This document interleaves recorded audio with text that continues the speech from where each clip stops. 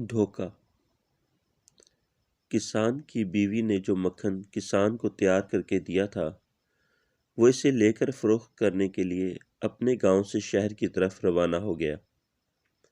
یہ مکھن گول پیڑوں کی شکل میں بنا ہوا تھا اور ہر پیڑے کا وزن 1 کلو تھا۔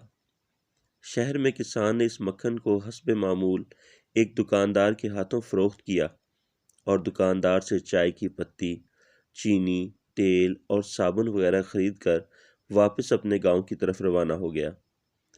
کسان کے جانے کے بعد دکاندار نے مکھن کو فریزر میں رکھنا شروع کیا۔ اسے خیال گزرا کیوں نہ ایک پیڑے کا وزن کیا جائے۔ وزن کرنے پر پیڑا 900 گرام کا نکلا۔ حیرت و صدمے سے دکاندار نے سارے پیڑے ایک ایک کر کے تول ڈالے، مگر کسان کے لائے ہوئے سب پیڑوں کا وزن ایک جیسا اور 900 گرام ہی تھا۔ اگلے ہفتے کسان حسب سابق مکھن لے کر جیسے ہی دکان کے تھڑے پر چڑھا، دکاندار نے کسان کو چلاتے ہوئے کہا کہ وہ دفع ہو جائے۔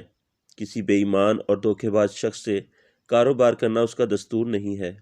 900 گرام مکھن کو پورا 1 کلو گرام کہہ کر بیچنے والے شخص کی وہ شکل بھی دیکھنا گوارا نہیں کرتا۔